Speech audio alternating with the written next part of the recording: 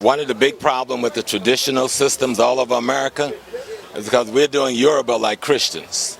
We're doing the Akan tradition like Muslims and Christians and Hebrews. These are not the same things. Now let me be clear. Let me start at the top. Judaism, Christianity, and Islam are fragments of the African spiritual system.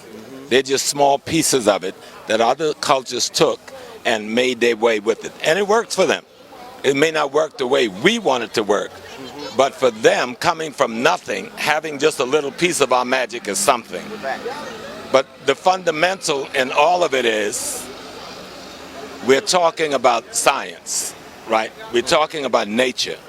The earth is alive. The earth breathes. Believe it or not, the air that we are living in, it breathes. It has billions of life form all around my hand, having babies, having relations. We can't even see them. In our body, we got the billions of molecules. We got the billions of protons and neutrons. We can't see them, but they're all having the same kind of relationship. And guess what? They're following the same laws that the rest of nature is following. Okay? And if we are to learn how to live, what our ancestors did was master the knowledge of themselves, their physiological self, their psychological self, their spiritual self. Then they mastered the knowledge of nature and the knowledge of the cosmos, and what they realize is, damn, the laws that govern all these different spheres, the cosmos, nature, and the human body itself, is the same law. So let's master a way to explain the law to ourselves. That's where the religion thing comes in. Religion, a set of rules, a set of rituals based on certain principles to explain to ourselves the laws of nature and the laws of the cosmos and the laws of our anatomy and how they should work in sync with one another. That's when you get the harmony. And so that's why you have specific rituals. Even the way you build a family is built according to the laws of nature. If you don't use those laws, you're going to have conflict. All of us living have it. I've been married 42 years, but we haven't followed the laws of nature. We've been doing like this. Sometimes we up on the hill, sometimes we in the valley. The more we get older and we have to submit to those laws, the more we realize how much time we wasted in ignorance, not understanding the laws of nature that our ancestors was explaining to us through rituals and culture. Now, Brother Reggie told me one day, and I've been using it everywhere I go, Brother Reggie, what Hotep meant. You know, I had accepted that Hotep meant peace, like Salam Alaikum or Shalom. Brother Reggie, who was one of my students, who's quite exceeded his teacher in this knowledge, said, no, Brother Small, Hotep means a lot more than that. Look at it. It's a plate full with, it's not a plate, what do you call it? A platter full with all sorts of foods and fruits and vegetables, and a hand is handing it. So you're saying, I'm giving all of my sustenance and essence to you. And when you repeat, you said, I too am giving all of my sustenance and essence to you. That's heavier than peace. You know, that's deeper than peace, because you're saying, I am recognizing the divine in you, and I'm taking the divine in me and making a fusion with the divine in you. Me and you're one. That's a much deeper place to be. But when we talk about African spirituality, if I can use the Yoruba piece and show you really quick, right? The ones that you know very well. I use it over and over, and sometimes people miss it.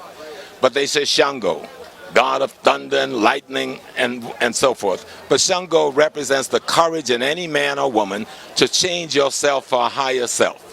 When we talk about coming into the conscious community, well, that process that you move to come into what you call the conscious community in yourself, the courage it takes to make that change, that's Shango. That's the dynamic king. That's the dynamic energy. That's Shango. But Shango must marry somebody. So Shango always marries Oya. What is Oya? The wind. Change in process. She blows away the old and the stale and let the new and the fresh comes into being. Now, Oya is not a person. It's a symbol of something happening within your own mind, right? And then Oya will marry Ogun. Everybody say Ogun is the god of iron, the god of war. But there's nobody called Ogun. There's no man jumping around the forest with a sword and shit, okay? Ogun is a concept that represents transformation that comes as a result of the change, that comes as a result of the courage to change yourself. You understand? And so when we look at all of our tradition, the thing that we call God comes from the mind of the black man. God is the greatest possibility the black man could imagine. And he didn't just imagine it, he realized it from studying the cosmos, studying nature, studying himself, that there is something that's greater than anything that he could possibly imagine. And so all of his system is designed so that we can redesign ourselves to be like the greatest thing that he could imagine, the divine. That's what the processes are. But some of us have taken it into spookism and craziness. No. How do I become God? When Brother Allah was walking these streets in the 60s saying we were God, people laughed at him. When Elijah Muhammad came and said we were God, people laughed at him. They didn't understand what those men knew. You're not God yet. You're still cooking, okay? The conscious knowledge has got you stewing, you're cooking. But what you're trying to do is arrive at a consciousness that would allow you to have a relationship with the forces and powers in nature such that you can use those forces and powers as an extension of your own being. Okay? So all of us stand here, for instance, we say we got ancestors. And if you ask anyone, how you doing, my brother, about ancestors, they'll tell you, you know, my ancestor so-and-so, he died so-and-so. No, you are your ancestors. You are the only living force that has ever lived. Okay? Let me make that clear. When the thing we call God existed only as itself, before it spun us off of it, we were already a part of it. Like the you understand? In the ocean, it's right. part of the ocean. Right. You are that thing the ancient called Nun.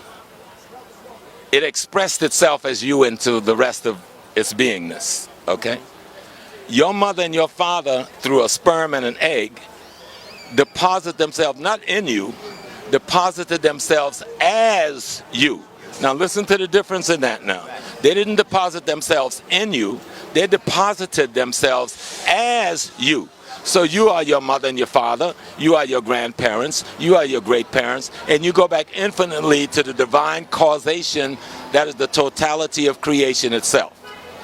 That's the part that the white man don't want you to grasp, because if you grasp that, you'll give up your fear of death. And if you give up your fear of death, nobody can make you a slave again. But as long as you fear death, you can be made a slave. And the reason you fear death is because you're ignorant of the fact of your own living that can never die. You had a question of that. How?